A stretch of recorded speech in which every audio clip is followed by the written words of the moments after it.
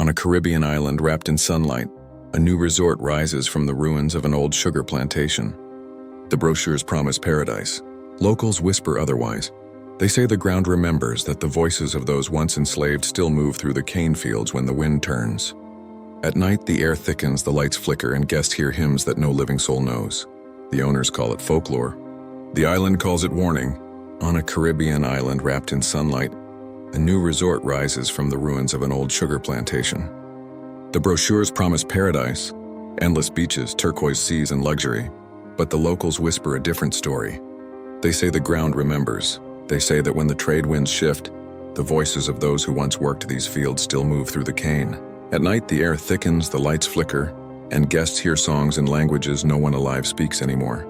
The owners call it folklore. The island calls it warning. In 1823, Sugar Hill was the crown jewel of the Caribbean trade. The cane fields glittered beneath the sun, but each stalk was grown from sweat, grief, and silence. Hundreds of enslaved men and women labored here, cutting, boiling, hauling sugar that fed empires. Sugar was money. Suffering was its cost. The plantation's overseers ruled with iron and fear, while the owners grew rich oceans away.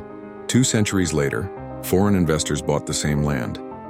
They cleared the brush, polished the ruins, and imagined 5-star villas rising where once stood slave quarters. They called it rebirth, a celebration of the island's resilience. When the first foundation was laid, the island's oldest resident, Maman Odette, came to the gate with a bowl of salt and a single candle. She told them softly, "You can't build paradise on a grave."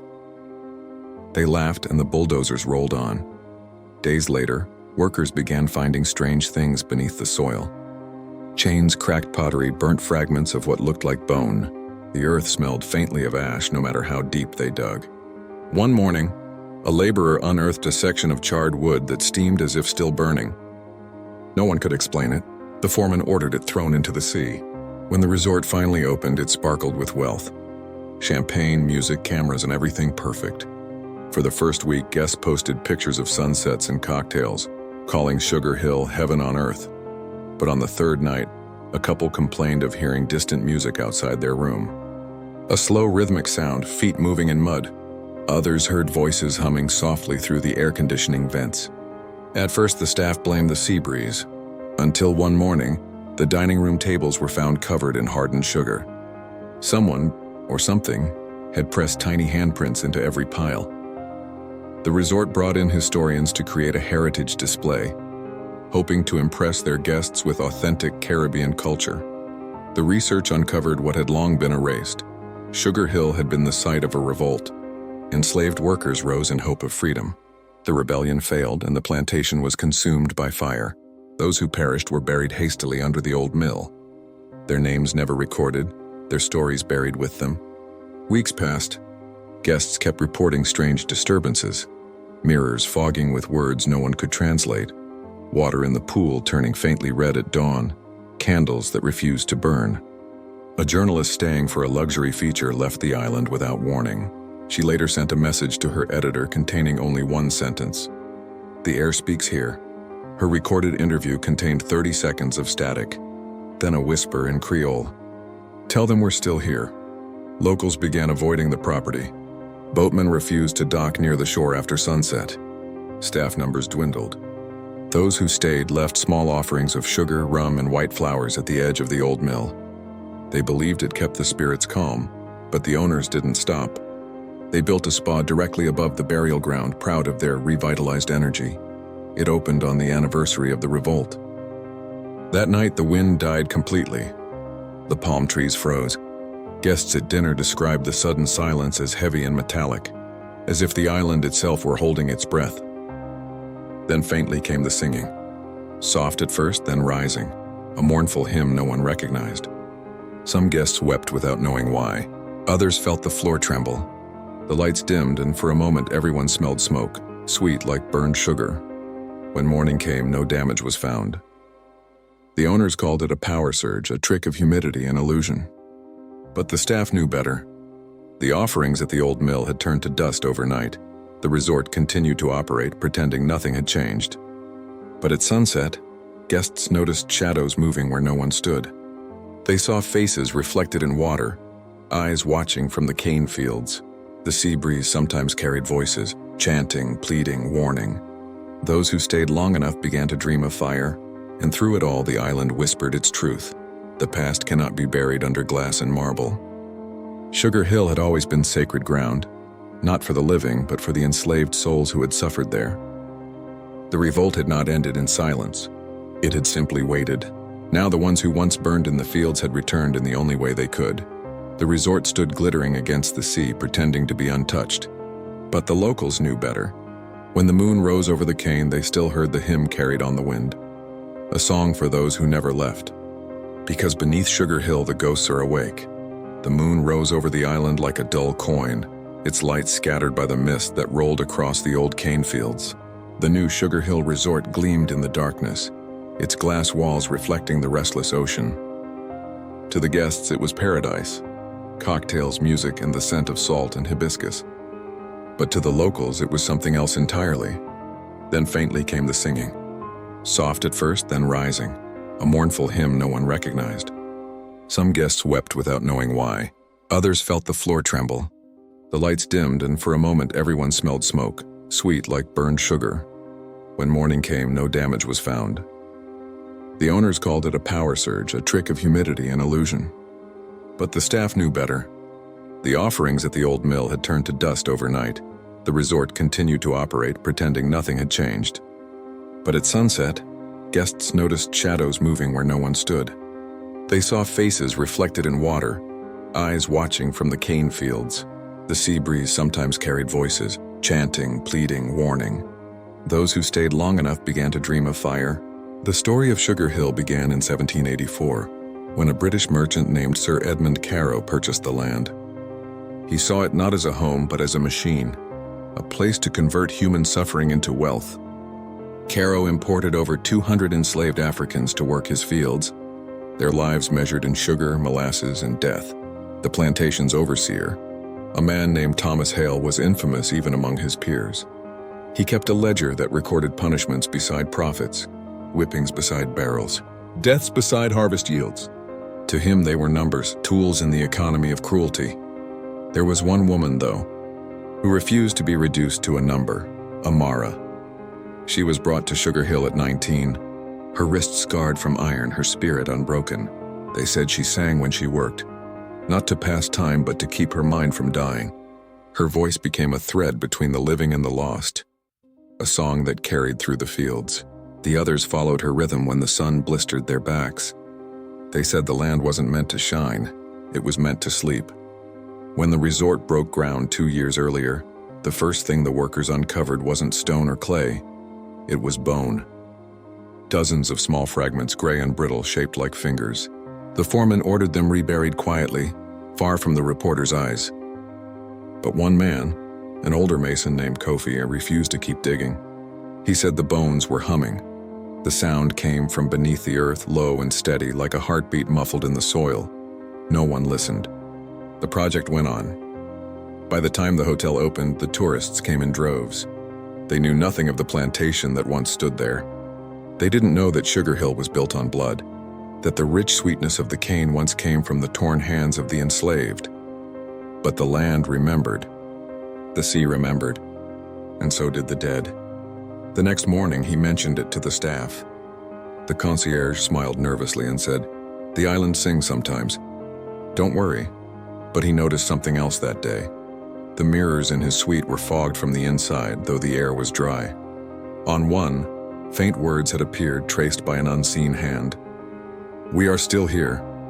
When the resort manager, Clara Dunn, reviewed the security footage, she found something strange. Between 2:14 and 2:16 a.m., every camera near the east wing flickered. One frame, just one, showed a group of people walking through the hallway, barefoot and soaked in shadow. Their outlines were thin, almost translucent, and then they vanished. Clara dismissed it as a technical glitch. But the locals whispered differently. They said the spirits had been disturbed, awakened by construction that had cut through their resting place. That Sugar Hill was no longer just haunted, it was angry. And at night, when the moon hid behind clouds, she whispered prayers to her ancestors. "Let the earth see what they've done," she would say. "Let no soul sleep easy on stolen land." Her words were not forgotten. 2 centuries later, a guest at the new Sugar Hill Resort woke in the night to a strange sound. It was faint, almost melodic, a woman's voice humming somewhere in the walls. He assumed it was the ocean wind until he looked outside and saw the sea completely still. In the reflection of the window, he caught a flicker, a shape standing among the sugarcane that no longer grew there, a dark outline swaying slightly like a shadow trying to remember its form. When he blinked, it was gone. She fled back to her office, trying to rationalize what she'd seen. But when she checked the soil again the next morning, there were no prints, only ashes. That night, she dreamt of fire. As days passed, the resort began to change. Flowers wilted overnight. Guests complained of whispers through the vents. The ocean lost its color, once turquoise, now gray, reflecting clouds that weren't there. Then the staff began seeing her, Amara. She appeared in the reflections of wine glasses, in the shimmer of the lobby windows, in the ripples of the pool. Her eyes were calm but endless, her voice a low chant that seemed to echo from beneath the floors. Each night she sang the same words. You built your house upon our bones. You took our hands, our names, our home. Now we rise, and you will remember. The resort's lights flickered whenever her song began. Guests fled, thinking it a power outage. But locals knew it wasn't electricity. It was the island answering back. The elders remembered stories passed down through generations, stories of Amara's final vow. The night she died, the plantation caught fire. Some said it was lightning. Others swore it was her doing, that she called on the spirits of the cane field to burn the chains away. The flames devoured everything, even Caro's mansion, leaving only the stone foundations buried beneath centuries of soil. Those same stones now formed the resort's lobby. One evening, Clara walked the grounds alone. The air was unusually still, thick like syrup. From the direction of the pool, she heard humming, the same melody that Guest had described. It was faint, rhythmic, and old. She followed it past the palm trees toward the edge of the property where the cane fields once stood. The music stopped. Then came another sound, the faint rustle of leaves, though no wind moved them. When she turned, she saw footprints forming in the damp soil behind her. Bare feet, wet with something darker than water. The storm clawed at the island until dawn. Wind ripped the palms apart, and the sea hammered against the resort's glass like a living thing trying to be let in. When morning came, the rain stopped suddenly, leaving a silence so heavy that even the insects forgot to sing. The guests were gone, the power was dead, and Sugar Hill stood empty, except for Clara. She moved through the lobby in the pale gray light. Water pooled across the marble floor where the waves had broken in. The chandeliers hung still heavy with salt. Every step echoed too long, as if the room itself were hollow and listening. Beneath her shoes she felt vibration, not mechanical, not thunder, something deeper like the heartbeat she'd once heard through the ground. Outside, the fields shimmered. Overnight, the soil had shifted. What was once a manicured lawn now rolled in uneven waves. Dark shapes dotted the earth. As Clara stepped closer, she realized they weren't stones. They were markers, small hand-carved crosses, hundreds of them rising from the dirt like teeth. None had been there the day before. A warm wind passed through the cane stalks that still grew wild at the edges of the property. The air smelled of smoke, sugar, and rain. And from somewhere within that wind came the song again, Amara's song. Soft, solemn, almost tender. It wove through the broken shutters and over the new graves until every surface seemed to hum. Clara fell to her knees. She whispered, What do you want from me?" The answer came as a vision, not words, but memory. She was no longer in the ruined resort. She stood in the plantation yard 2 centuries earlier. The sky blazed red with sunset. Amara was there standing barefoot in the cane dust, her wrists raw but unbound.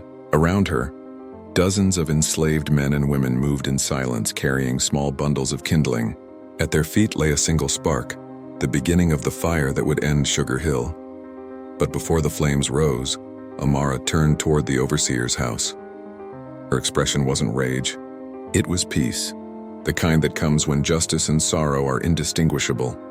She whispered a prayer in her own tongue, and when the match touched the ground, the air itself seemed to sigh. The plantation dissolved into light. When Clara blinked, she was back in the present, standing among the new-formed crosses. Her hands were black with soot. In her mind, she heard the words Amara had spoken before her death: "Let no soul sleep easy on stolen land." That evening, the island authorities arrived. They assumed the resort had been destroyed by the storm, another casualty of bad weather. But the locals refused to enter. They said the ground was sacred again. Clara stayed behind while the officials recorded damage. She wandered through the wreckage, gathering what the sea had spared: bits of glass, a silver spoon, a single ledger page that had floated out from the archives. On that page were names, not of owners but of the enslaved. Hundreds of them written in a neat hand, each followed by a number and the word debt. For every body, a value. For every life, a price. Clara realized the truth. Sugar Hill had not only trafficked sugar, it had trafficked human worth. The plantation was a bank built on flesh. Amara's revenge was never about blood.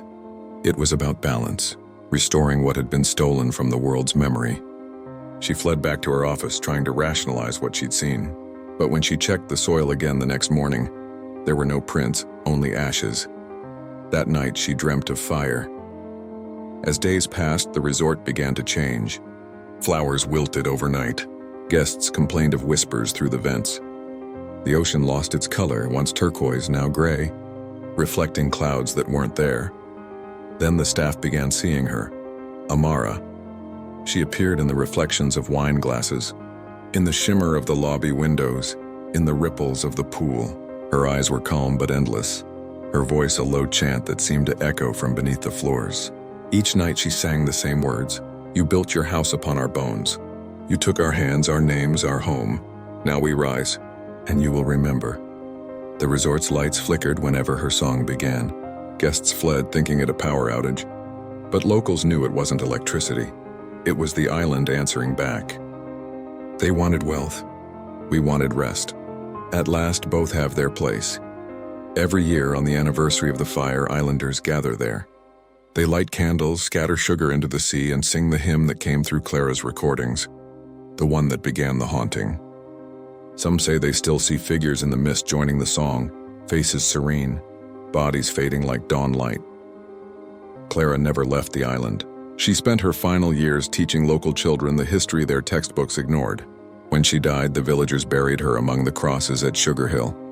That night, the ocean turned calm again, and the glow above the fields dimmed for the first time.